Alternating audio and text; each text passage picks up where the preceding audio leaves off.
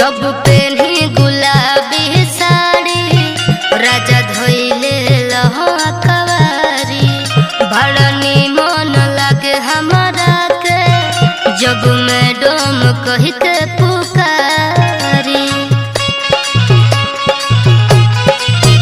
जब पहनी गुलाबी साड़ी राजा धोइले लहवा कवारी भड़नी मन लागे हमारा जब मैडम कही के पुकारी।